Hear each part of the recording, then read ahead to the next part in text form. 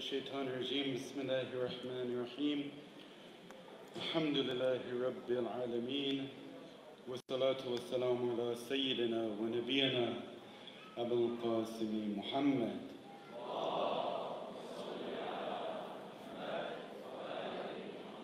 وعلى أهل بيته الطيبين الطاهرين المعصومين.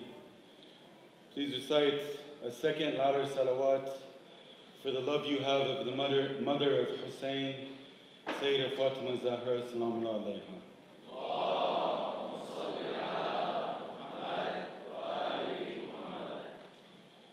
And please, the loudest salawat consoling the heart of our living Imam, Imam al-Zaman alayhi salam.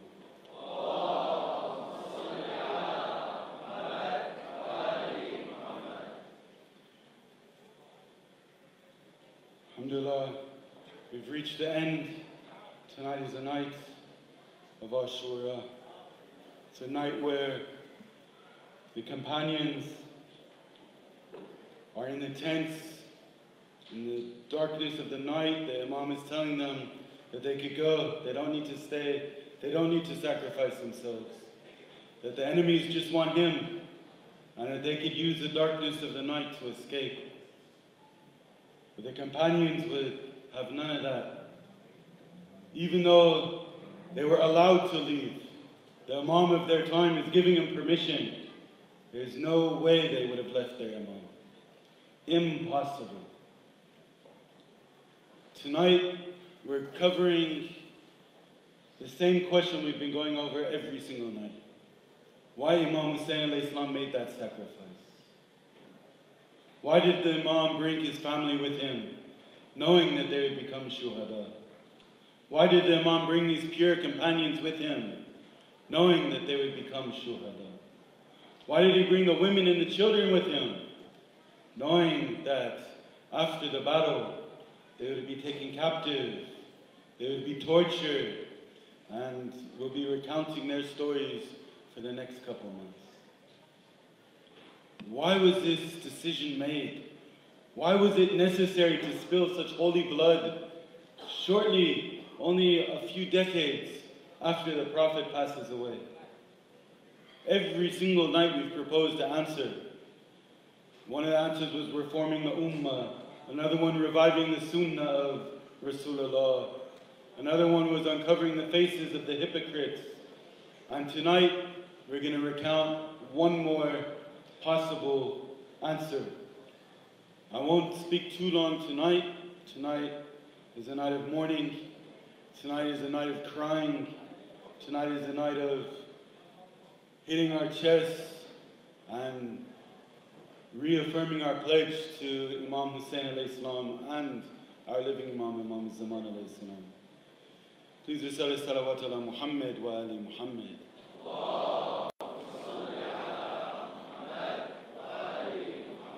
So today the answer that I'm going to suggest is one of the divine sunnahs itself. And that's the movement of Imam Hussein alayhi salam was a test for mankind. We're going to look at this briefly. We're going to look at a test in the Quran. We're going to look at the events leading up to Karbala. And throughout this entire time, thank you, brother. You're welcome, brother. I want us to think about one thing. And that's whether we're passing our test today. Because our test is not to stand with Imam Hussein alayhi salam. None of us have that test where we have to give our life before Imam Hussein alayhi salam. Where we're in the tents tonight in pitch black and we're deciding whether we're going to stay and fight the next day or we're going to leave and run away. That's not our test. We have a different test. I want us to think about that test. We have an Imam as well. He's in ghaiba, he's in occultation. Our test is preparing ourselves for him. Are we doing that? As an individual, am I doing that? As a community, are we doing that? We have to ask ourselves these questions.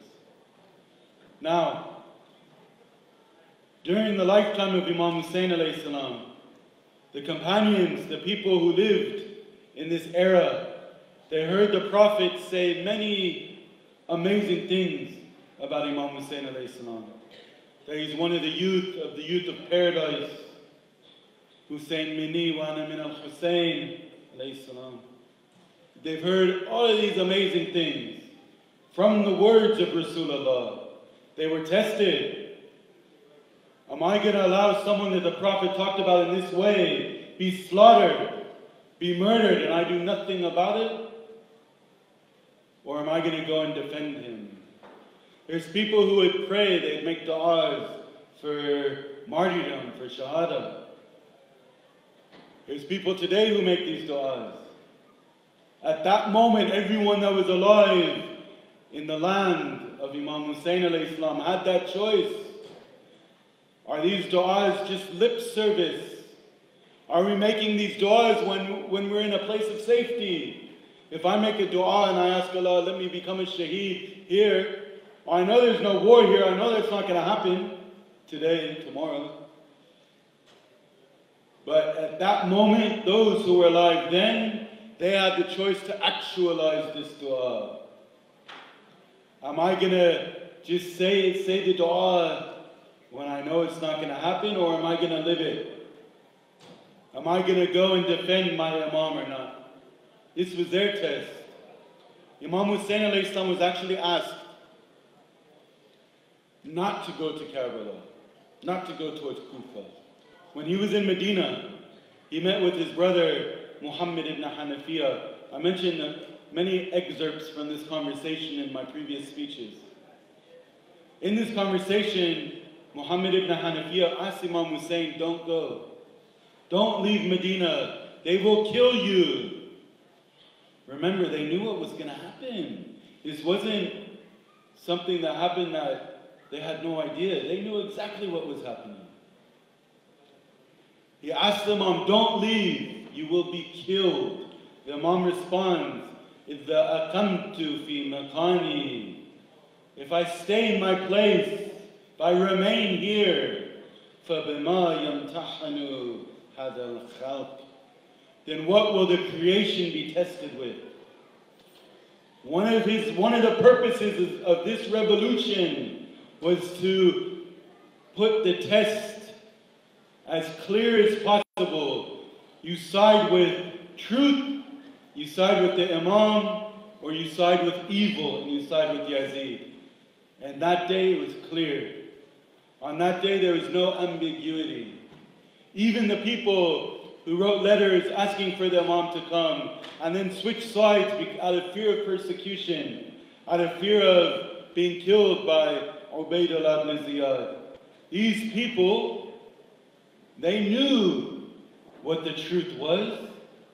They knew Imam Hussein alayhi salam was in the right. They knew Yazid was in the wrong. They had that choice, and the majority of them made the wrong choice. The majority of them failed that test. For us, it's easy for us to say, I would never have failed such a test.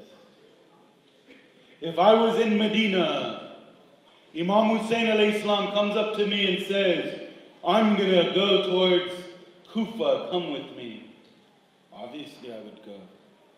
There's no doubt in my mind I would tell him, yes, of course. I would kiss his feet for the opportunity. If I was in Mecca and Imam Hussein alayhi salam had to leave because they were going to spill his blood, and his blood he wanted to protect the sanctity of the Holy Kaaba. If I was in Mecca, would I have stopped my Hajj and left with Imam Hussein? Or would have continued it? Obviously I would have stopped it and left and went with the Imam. No question about it. Of course. On the night of Ashura, in the tent, if I was there, if the Imam said go, you could leave, there's no way I would have left. Impossible. I'm sure all of us would say the same. But it's easy for us to say that. We're not there. Our life's not in danger. We're in the comfort of sitting on chairs. We have water, we have everything we need. Police protecting us because someone's running away. Who knows what happened over there. But you have everything here. Our test is not protecting Imam Hussein alayhi salam. Our test is preparing ourselves for the Imam. Ask ourselves, look into our hearts, are we doing that? Look at our prayer. I know many of us might skip prayers from time to time. We might commit sins that if people knew about it, we'd be ashamed. Or maybe we're even so boastful or so audacious that even if people found out, we won't be ashamed. Even worse. Are we passing this test? I want everyone, if throughout these 10 nights of lectures, if you learn nothing, if you don't take anything home with you, what would make it all worthwhile is if you one day sit in front of a mirror, look at your face, talk to yourself, not like a crazy person, but talk to yourself. Ask yourself, what am I doing to prepare myself for the coming and the return of the Imam? What am I doing? Am I thinking about it at all? Do I think about this every day? Do I think about this once a week, once a month? Or is it only on his birthday and once in a while when I go to a masjid and a scholar says something about the Imam that I contemplated? Myself included, I'm not putting myself apart from you. This is something we all need to do because this is our test. I promise on the Day of Judgment, we'll be asked, what did you do in the state of ghaibah when your Imam was waiting for you? What did you do to make sure he returns quicker? What did you do to hasten his reappearance? This question will be asked. Now, let's look in the Quran. Allah says, do you suppose that you'll be let off while Allah has yet to ascertain those of you who waged jihad? Right? Do you think that this life that you're here, remember, the purpose of being on this earth is a test. Allah has given us all the faculties to pass this test. He's given us intellect. He's given us fitra. He's given us the quwwat, the power of anger and desire and imagination. He's given us wahy and revelation. He's given us role models. The story of Imam Hussein alayhi salam, this tragedy that we remember every single year. We should every single day, but every single year we remember it. This tragedy, think about it. On both sides of the armies, on the soldiers and the brave people protecting Imam Hussein alayhi salam, we have role models. We have people who sacrifice themselves for their Imam. We have people that we could look at for inspiration. We have people that we could say, look, I want to be for my Imam like he was for his. We have that. We remember them. Hajj Mustafa Alachi was recounting the story of Khor right before I came up here. One of these companions. On the other side, you have the people who joined the army of Yazid. I'm not talking about the leaders of that army. Not those ones who had the hearts harder than rocks. But those who were weak in faith. Those who knew that Imam Hussein is on the right side, but still was in the army of Yazid. And that's the majority of them. People, out of fear of persecution, out of fear of discomfort, out of fear of financial loss, decided to stay in the army, the larger group of people. And these people were all taken straight to hell, obviously, if they didn't repent. We have this example in front of us. We need to use these examples. Allah has given us everything at our disposal. Everything we need to pass this test we have. We have no excuse except for ourselves. None. I don't have an excuse. Allah says again, do people suppose ayatruku ayaqullu ammana wa hum la yuftanun? Do people suppose that they'll be let off because they say we believe and they won't be tested? Is us saying we're Shia enough? I'm a Muslim, that's enough? No way. It's a divine sunnah that Allah will test us. Sometimes we're tested with good, sometimes we're tested with pleasure. We're tested with a child, a boy, a girl. How are we going to thank Allah for this blessing? We're blessed, sometimes we're blessed with large salaries, promotions in our jobs, prizes, whatever. What do we do with these blessings that we're given? How do we use them to get closer to Allah? How do we use them to help our community? How do we use them to help humanity? And at other times we're tested with hardship, tribulation, misfortune, the loss of a loved one, some disease, pain, all of the hardships that many of us have faced. We're constantly tested. And our biggest test is, what are we doing in this state where our Imam is waiting for us? Our Imam is only in occultation because we're not ready. If we were ready, he would be here. If we would be living in a completely different society, a utopian society, where we have the Imam, we could walk up to him, we could kiss his cheeks, we could kiss his hands, we could talk to him. All we have to do is prepare ourselves.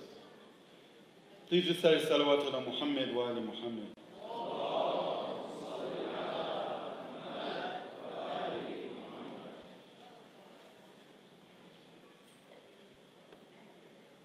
Just go back to history for a second, we'll go back to our conversation. When Imam Ali was martyred, Imam Hassan became the Khalifa. He was only the Khalifa for a matter of months before Muawiyah gathered an army and was about to attack him. And Imam Hassan, because his followers were weak, his followers were not behind him, he was forced to enter into a peace treaty with Muawiyah. When he enters into this peace treaty, and if you don't know the details of this peace treaty, I would definitely suggest to research it. There's books written about it, very interesting story. But when he enters this peace treaty, some of his followers, they say you should have fought against Muawiyah. They start questioning the Imam and the decisions of the Imam. They continue to question him all the way until he's martyred and he becomes Shaheed. Imam Hussein becomes the Imam, but Muawiyah is still the Khalifa, still the political leader. And he remains the political leader for about 10 years until he passes away. When Muawiyah passes away, Yazid comes.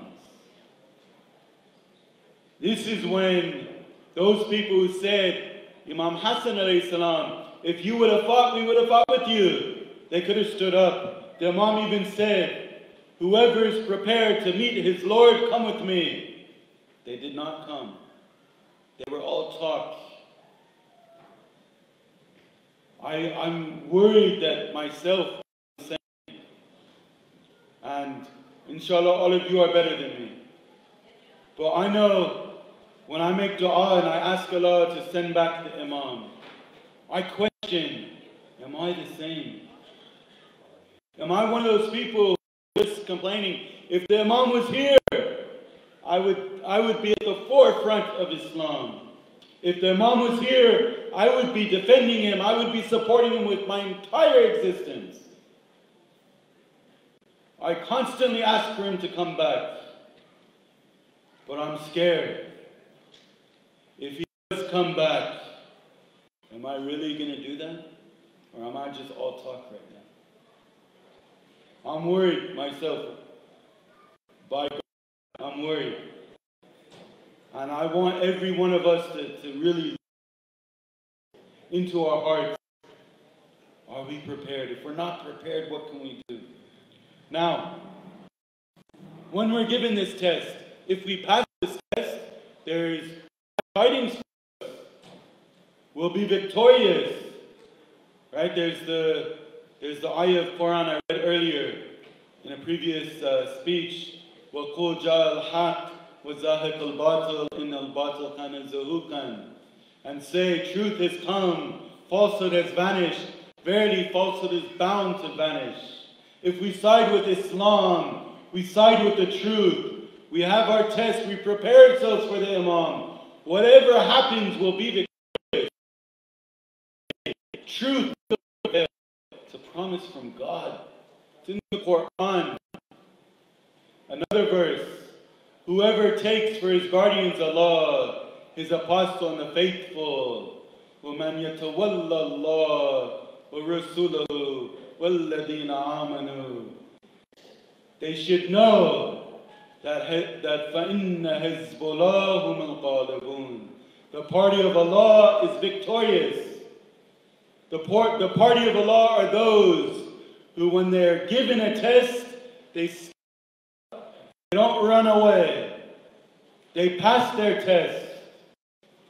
They're people who worry about their responsibility to Allah.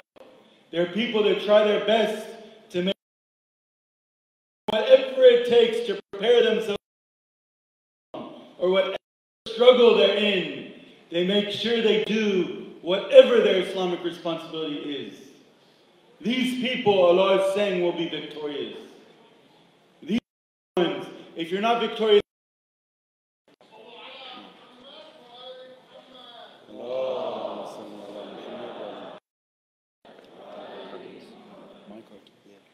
he needs my car keys.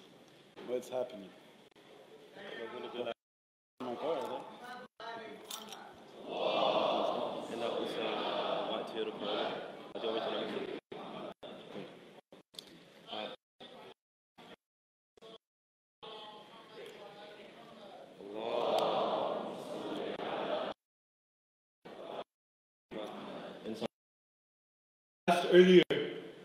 Earlier, I was asked twice during these 10 days.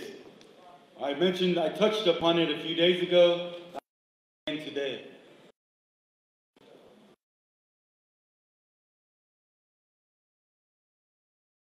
Our Imam. We're here tonight. It's the night of Ashura. It's the night where worship or we should be worshiping Allah, praying to Him, or we should be crying about what happened to Imam Hussein alayhi salam. And these nights of Muharram, these are holy nights.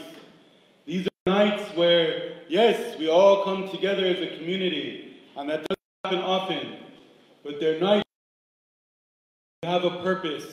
Our purpose is to connect to our Imam. Our purpose is to try to learn how to become better Muslims. Try to learn how to increase our spirituality, increase our love for the Ahlul Bayt. But I keep being told that after the lecture, after people and indecent words are being spoken, shameful things are being talked about.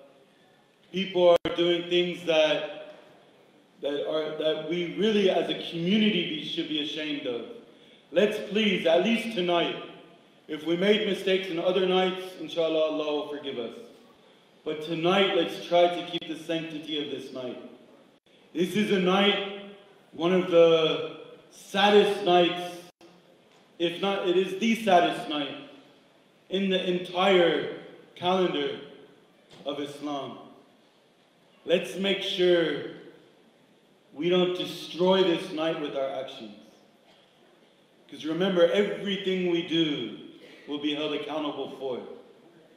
Please, if you heard my words and you're gonna use this night to get closer to Allah, please recite 3 loud salawat ala Muhammad wa ali Muhammad.